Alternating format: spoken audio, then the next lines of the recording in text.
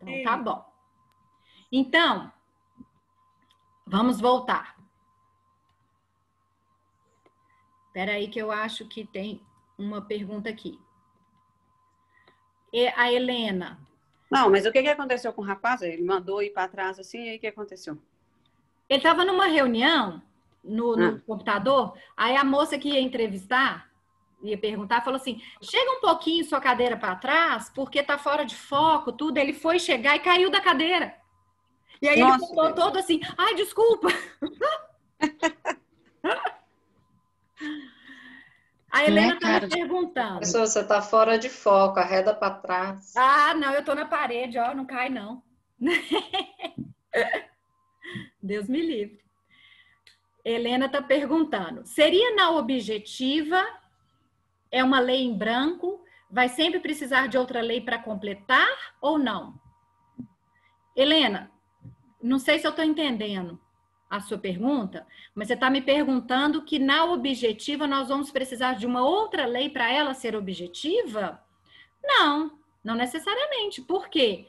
Você já tem uma lei dizendo que a responsabilidade é objetiva. Então, isso já está resolvido. Não precisa de outra lei. Tá? Na subjetiva, gente, aqui é assim, ó. Tem uma lei dizendo que é objetiva, é objetiva. Se não tem, regra geral. Regra geral é essa cláusula geral que eu acabei de ler para vocês, do 927. Ou seja, aquele que causar um dano vai ser obrigado a reparar, desde que ele tenha tido culpa, porque é subjetiva. Deu para entender? Entendeu? Ok. Beleza. Então, todos vocês... Tá confuso, hein? Oi? Tá confuso ainda, hein? Tá confuso, Wilson?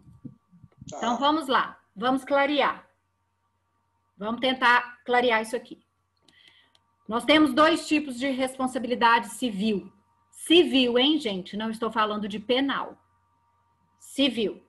Subjetiva e objetiva. Qual que é a diferença?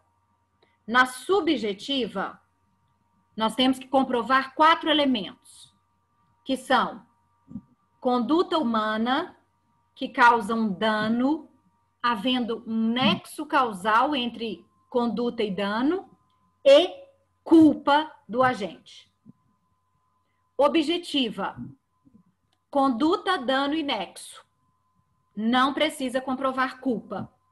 Ou seja, eu chegar para você e falar assim, olha, você causou houve um dano, mas você não tem culpa. Mas mesmo assim você vai ser responsabilizado. Vocês concordam que isso é grave? Então, tendo em vista a gravidade, só pode haver responsabilidade objetiva quando existir uma lei que determina que aquela situação é de responsabilidade objetiva. E por que que o legislador vai escolher algumas atividades como responsabilidade objetiva? Porque existe um risco da atividade. E a pessoa que está exercendo aquela atividade assume esse risco. Um exemplo, o risco da atividade de consumo. O legislador escolheu por bem determinar que nas relações de consumo o fornecedor assuma o risco dos danos causados. Então, mesmo que ele não tenha tido culpa, ele vai ser responsabilizado. Quer ver um exemplo, gente? Olha só. Eu fui na loja e comprei uma televisão da marca Samsung. Eu fui na Casas Bahia e comprei uma televisão Samsung. Cheguei em casa, a televisão não liga. Isso é uma relação de consumo? É. Eu sou regida, então, pelo Código de Defesa do Consumidor? Sou. Pergunto para vocês.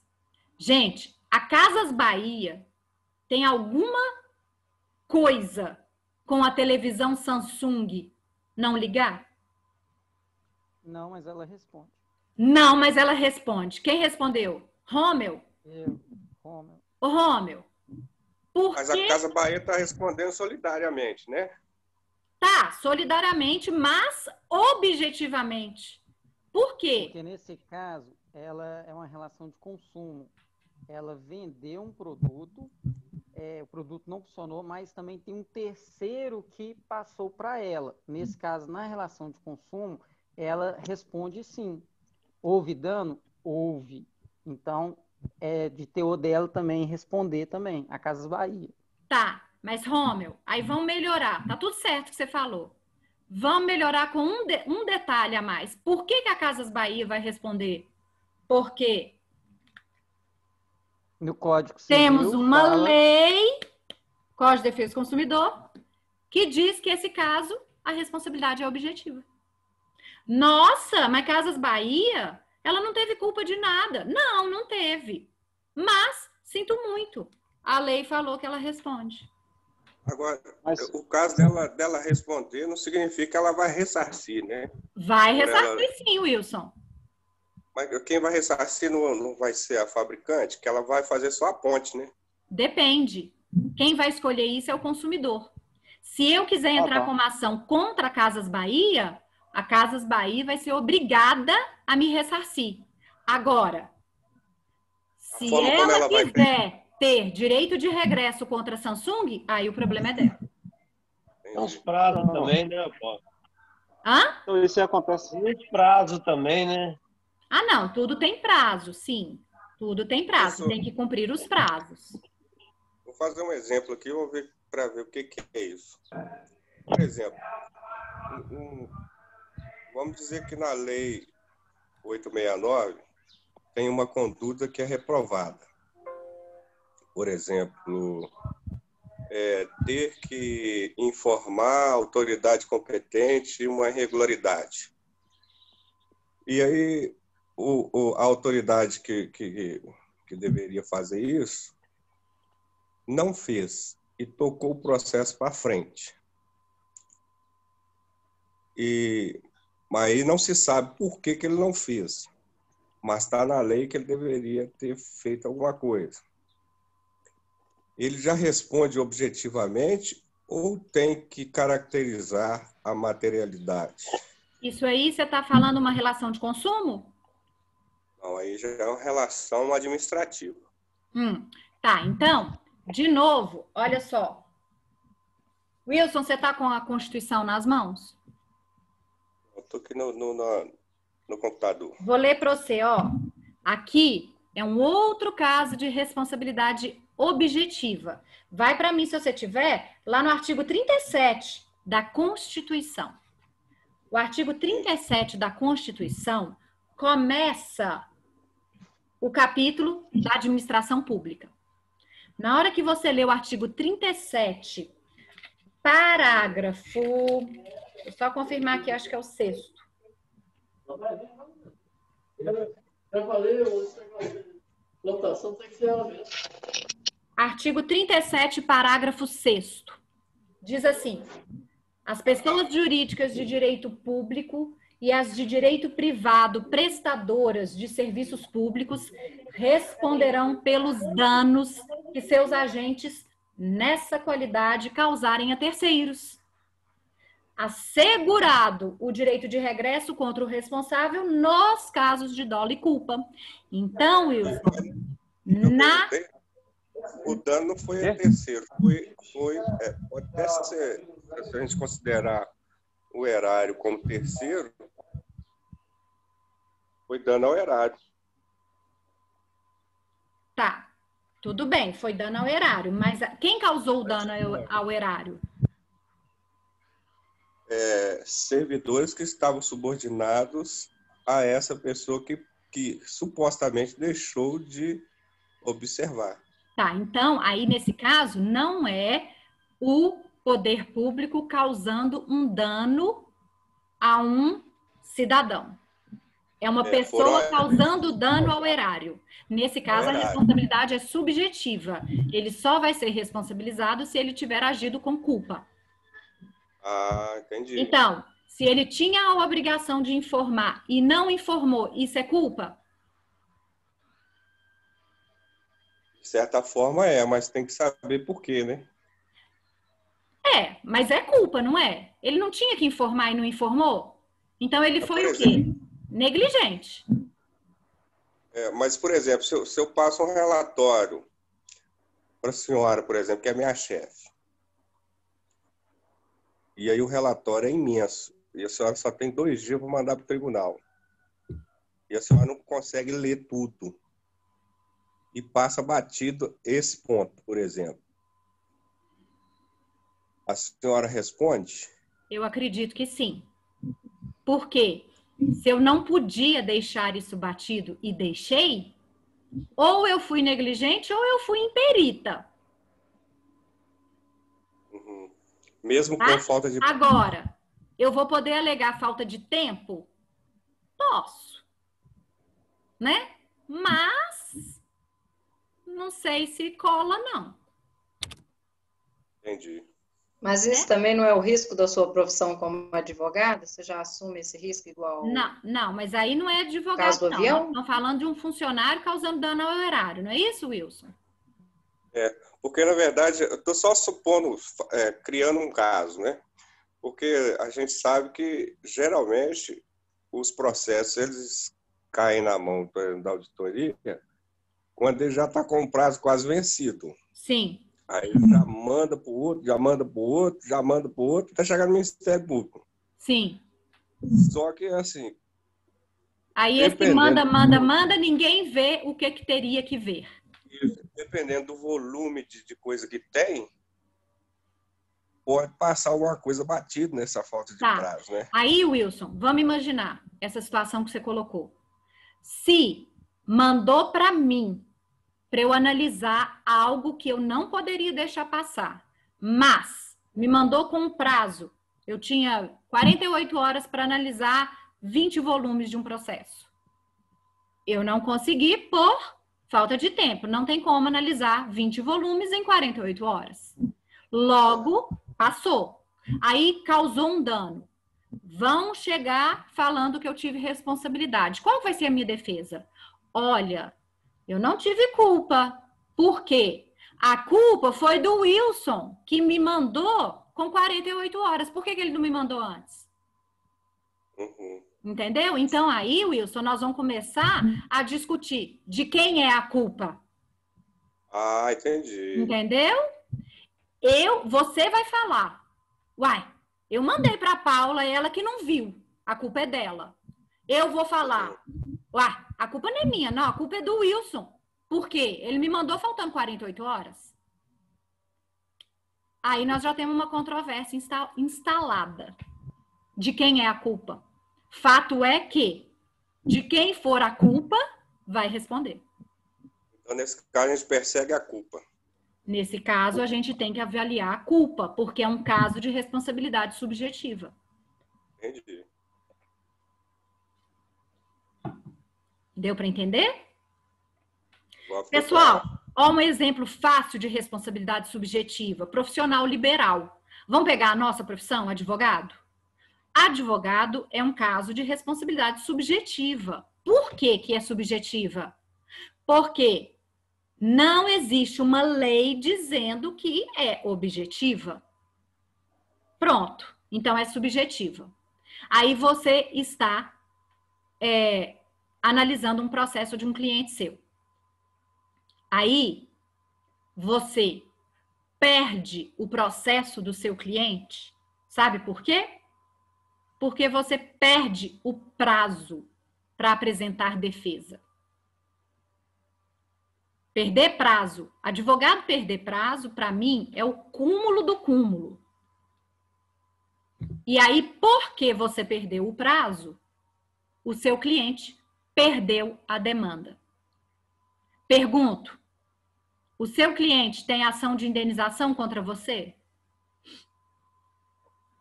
O que vocês acham?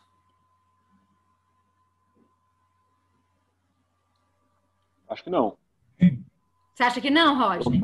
Pode, sim. Acredito que não. Eu acho que sim, acho que pode entrar no OAB e pedir. A Sheila pode que sim. Eu também acho que sim. Porque se você tiver tomado um prejuízo muito grande, ou seja, algo, sei lá, muito importante para a sua vida e for por negligência ou imprudência do advogado, você tem como, sim, mover uma ação contra ele. Vamos analisar. Aqui, vamos analisar comigo. A responsabilidade é subjetiva? É. Então, o advogado, para ser responsabilizado, tem que ter culpa. Advogado que perdeu o processo porque perdeu prazo, foi imprudente, negligente ou imperito? Sim. Sim, gente. Ou ele foi negligente, ele estudou, e ele que depende, ou ele foi imperito e contou prazo errado. Isso é culpa? É. Então, pode o cliente pedir ressarcimento a ele? Pode. Sim. Querem ver outro exemplo? Quem lembra, há um tempo atrás aí, do médico chamado Dr. Bumbum? Vocês estão lembrando dele? Não? O Dr. Bumbum saiu em tudo quanto é noticiário aí, gente. O que o Dr. Bumbum estava fazendo? Ele era médico, tá? Não estou discutindo isso, não. Só que ele era médico, se dizia cirurgião plástico, e montou uma mini clínica dentro da casa dele. Uma cobertura que ele tinha, ele montou uma mini clínica. E nessa mini clínica, ele fazia procedimentos estéticos nas mulheres. Até que, gente, o que aconteceu? Um procedimento estético desse, a mulher morreu. Por que ela morreu? Porque precisou de um suporte hospitalar que na casa dele não tinha. Óbvio, ninguém pode ter um hospital dentro de casa. Então, pergunto, ele foi negligente, imprudente ou imperito? Foi, com certeza. Logo, responsabilidade subjetiva. Ele teve culpa? Ele vai ser responsabilizado? Sim. Civilmente, tá, gente? Eu não estou discutindo. Nesse caso também é penalmente, porque isso aí é um homicídio culposo, sem dúvida nenhuma. Tá? Tá dando para entender? Wilson, você acha que clareou? Agora ficou mais claro. Ficou? Então, é muito importante vocês terem essa noção do que é subjetiva e do que é objetiva. Porque são duas espécies de responsabilidade civil do nosso ordenamento jurídico. E a consequência é muito diferente, porque ter que provar culpa e não ter que provar culpa muda tudo. Agora, isso depende mais do caso concreto, né? Depende totalmente do caso concreto. Tá? Por quê? Porque é só no caso concreto que você vai saber se é um caso de responsabilidade subjetiva ou objetiva. Porque eu vi o pessoal comentando que se tiver positivado, aí é objetivo e tal, mas não é, porque depende do caso se concreto. Tiver positivado, que é uma situação de objetiva. Isso tem que estar, Wilson. É aquilo que eu respondi para a Isabel. Não são as partes que escolhem se o caso é de objetiva ou subjetiva. É a lei. Agora, na lei, sendo o caso, aí nós temos que analisar os elementos no caso concreto. Então, porque se tiver positivado, a gente parte do pressuposto que é objetivo, mas no caso concreto pode se tornar subjetivo. Se você desconfigurar a situação. Aí sim. Mas não tem como, por exemplo, o caso concreto é uma relação de consumo. Não tem como você transformar isso em subjetiva. Por quê? A lei falou que relação de consumo é objetiva. Vamos pegar um exemplo da televisão. É objetivo que se eu pegar um um aparelho com defeito, eu tenho direito de ressarcimento. Certo. Dentro dos 7 dias, principalmente. Mas se constatada que aquele aparelho ele não funcionou em decorrência da minha rede que deu problema, aí já fica subjetivo. Não, Wilson. Ela não deixa de ser objetiva para virar subjetiva. Ela continua sendo objetiva. Só que aí, se comprovar que não funcionou por um problema da sua rede que queimou, aí nós temos uma excludente de responsabilidade. Mas ela não deixou de ser objetiva, não. Mas aí não vai responsabilizar o cliente? Sim, por quê? Porque vai ter uma excludente de responsabilidade do fornecedor. Fornecedor. Que vai estar lá, se você quiser dar uma olhada, está lá no artigo 12, parágrafo 3º do Código de Defesa do Consumidor. Então, olha só. A questão não é que deixou de ser objetiva e virou subjetiva, porque isso não acontece. Eu entendi. O que acontece entra um dado novo. E esse dado novo é o quê? Uma excludente de responsabilidade do fornecedor. Entendi. Porque a excludente, ela muda o culpado, né? Muda. A excludente muda o culpado. Caso concreto, então, o culpado pode mudar. Pode, mas o tipo de responsabilidade não. Entendi. Entendeu? Porque as partes não escolhem se é subjetiva ou objetiva. É a lei que determina. Agora, se o fornecedor comprovar que ele tem uma excludente dele, aí ele fica livre.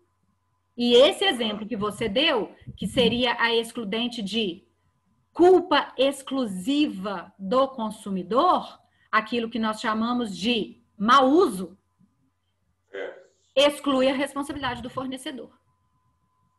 Então, agora, se a gente colocasse isso entre duas pessoas físicas, por exemplo, uma pessoa leva a outra a juízo, reclamando um direito, e quando se analisa o caso concreto, aí tem uma excludente e que torna o autor réu, por exemplo, ou culpado. Sim. A outra parte pode ajuizar contra ela? Com certeza. Inclusive, vocês já estudaram no processo civil, não sei se vocês já estudaram o Instituto da Reconvenção? Vocês já ouviram falar nisso? Já ouvi falar.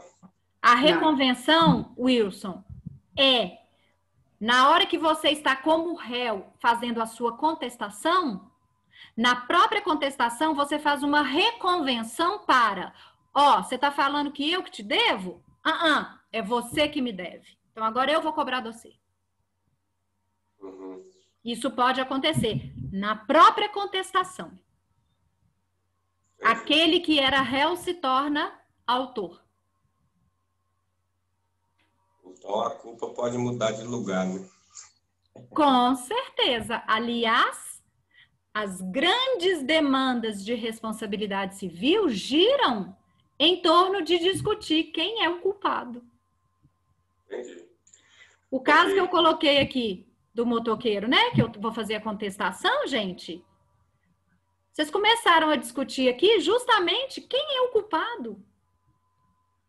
Eu vou, como advogada do motorista, alegar que o culpado foi o motoqueiro que assustou e caiu. O motoqueiro está falando que quem foi o culpado foi o motorista do carro que acelerou e assustou ele. Agora, se o motoqueiro estiver em local proibido, por exemplo, ele já responde. Ah, sim, aí ele estaria errado. Mas não estava não, viu, Wilson? Ele não estava. Ele estava certinho na via. Em capacete, ou qualquer coisa que Uma coisa que pegou, sabe o que é? Ele usa óculos de grau. E ele estava sem óculos. Entendi. Então, isso aí eu vou usar contra ele. Porque se ele tem na carteira a necessidade de uso de lente corretiva, ele tinha que estar de óculos para dirigir. E não estava. Mas aí ele pode contestar com barulho sonoro, né? Que não Pode. precisa de óculos. Pode. Ele pode falar. Mas eu escutei. Com certeza. Tá vendo como é que nós estamos discutindo? É confuso isso aí. Uai, porque nós estamos discutindo aqui de quem que é a culpa. Qualquer informação é relevante. Verdade. Mas aí tem a direção defensiva, né? Quando você tira a carteira, independente do susto, igual se passar um cachorro na sua frente. Exatamente. Ele estava desatento. Isso aí. É onde eu vou bater, Carla. Isso do caminhão, né? É onde eu vou bater, que ele não estava atento o suficiente para dirigir. Então, a culpa é dele. Ele não deveria estar ali sem óculos, né? Exatamente, com certeza. O óculos aí, eu vou usar com certeza. Certo? Pessoal, então deu para clarear, né? O que é essa responsabilidade subjetiva e objetiva?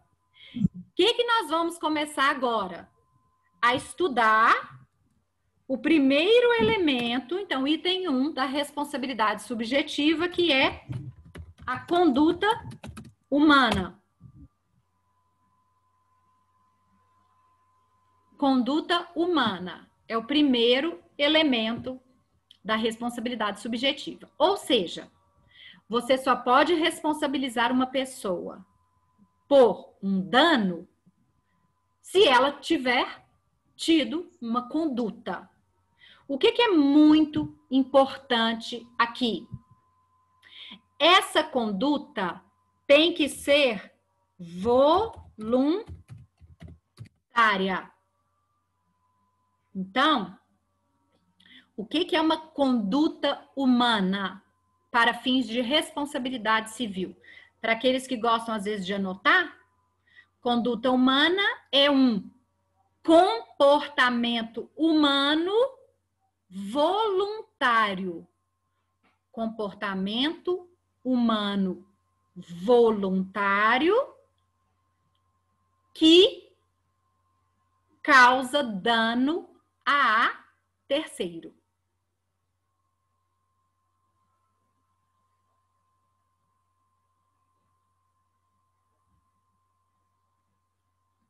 Professora, eu não consegui ver o que você digitou. Acabei de ver aqui que foi só para Helena. Eu não sei por que esse trem muda.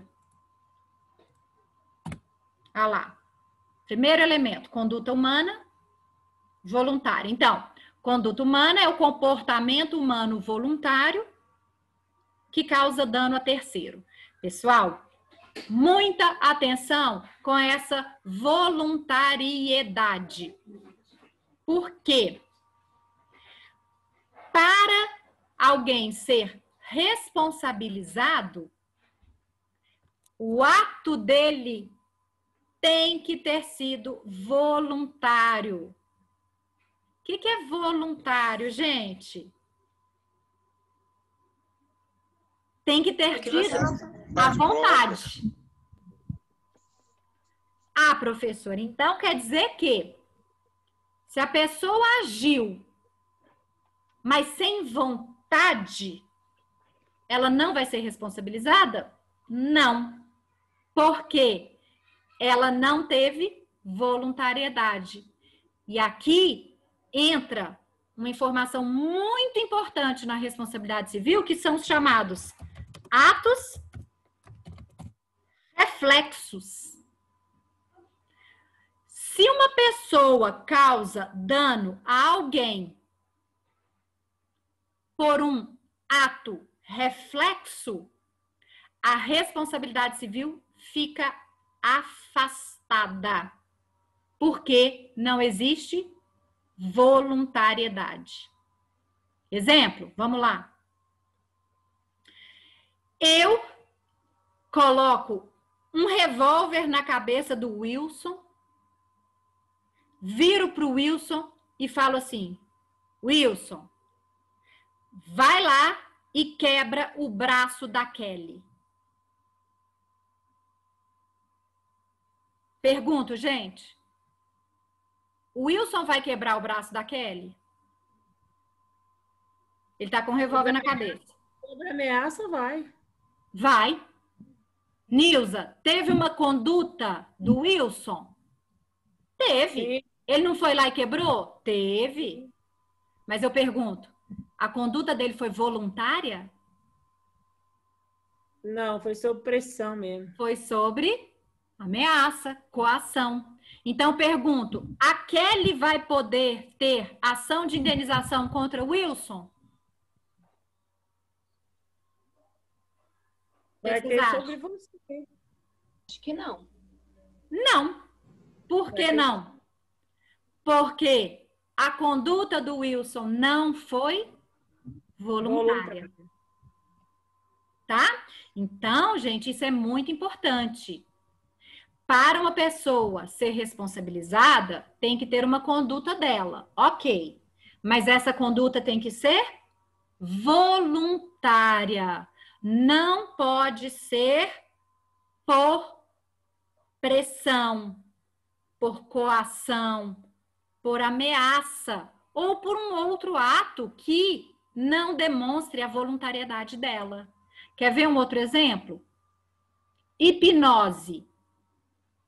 Eu vou lá, hipnotizo o Wilson e mando o Wilson quebrar o braço da Kelly. O Wilson vai lá e quebra o braço da Kelly. De repente, ele acorda. Gente, o que eu fiz? Quebrou o braço da Kelly. Mas você estava hipnotizado. A Kelly tem ação de indenização contra o Wilson? Não. Porque foi um ato reflexo. Não teve voluntariedade. Deu para entender esse primeiro ponto? Joia. Pessoal, mas aí no caso vai ter que se provar isso, né? Sim, Nilza, com certeza. Vai ter que se provar.